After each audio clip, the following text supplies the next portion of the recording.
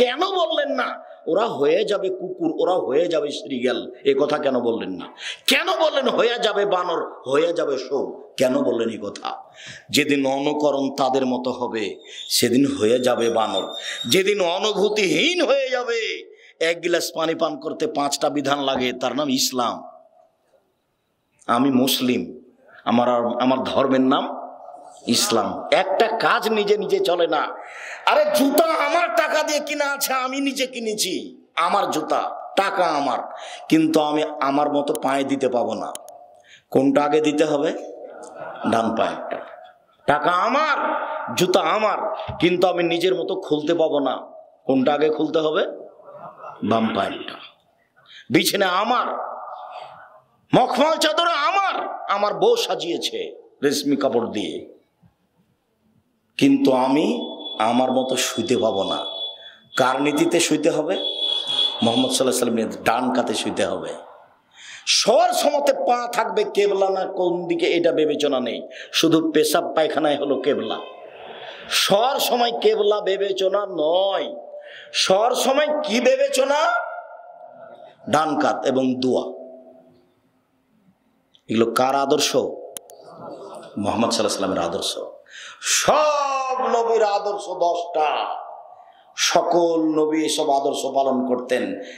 এক, দাড়ি ছেড়ে দেওয়া, ছোট করা, কাটা যাবে না। 2, মোচ কেটে ফেলা, চেঁচে ফেলা যাবে না, আদর্শ। 3, অজু গোসলের সময় গিরাগুলি ভালো করে ধৌত করা। 4, পেশাব পায়খানা করে পানি খরচ করা। যখন বার্মিংহাম থেকে যাব এডিনবার্গ ট্রেনে, তো স্টেশনে গিয়ে বলছি সাইদ টয়লেটে যেতে হবে, যে ওস্তাজি টয়লেটে পানির ব্যবস্থা নেই। পানির ব্যবস্থা নেই মানে? এরা তো পানি খরচ করে না ওস্তাজি, এরা পবিত্রতা অর্জন করে না, তো কিভাবে? টিস্যু ব্যবহার করে।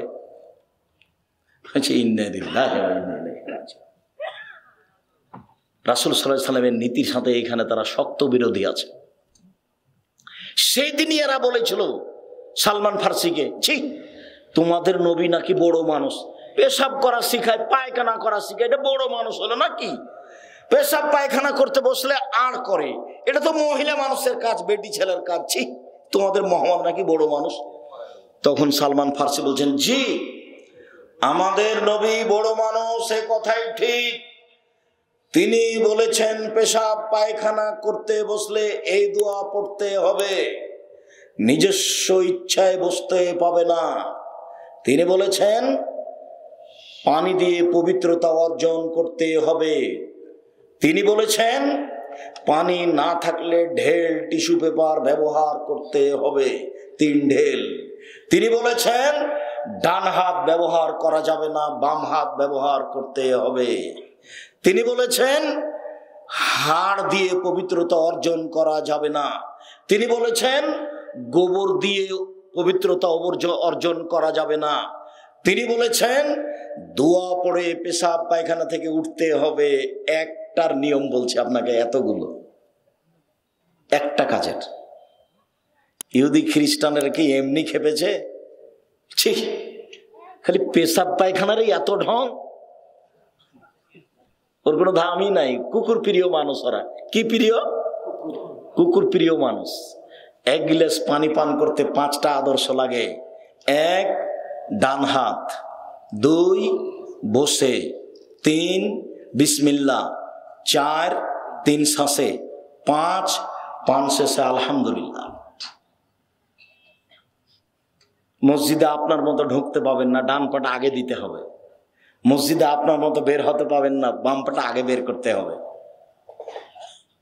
নিজের বাড়ি সুন্দর করে সাজিয়ে করেছেন, টাকা পয়সা খরচ করে বাইরে থাকেন, নিজের মতো ঢুকতে পাবেন না, কঠোরভাবে না করা আছে। কিভাবে ঢুকতে হবে? আসসালামু আলাইকুম। আরো একটা অধিকার আছে, বাড়ির কাজের মেয়ে আপনাকে ফিরিয়ে দিতে পারে। জি চাচা মেয়ে বাইরে যান, বাইরে যান, বাইরে যান। কেন? আপনি সালাম দিয়ে ঢোকেন নিচে, বাইরে যান, বাইরে যান। তুমি তো অবাক কথা, কাজের মেয়ে আপনাকে বলছে, আর এটা অধিকার আছে। এটাই আপনি ভুল করেছেন, সেজন্য কাজের মেয়ে বলবে আপনি কোথায় যান? বাইরে যান। বাইরে গিয়ে কি বলেন? সালাম দিয়ে প্রবেশ করেন। চাচা যদি সালাম দিয়ে প্রবেশ না করেন বাড়িতে শয়তান থাকবে, কাউকে বলা লাগে না, এর আদর্শ।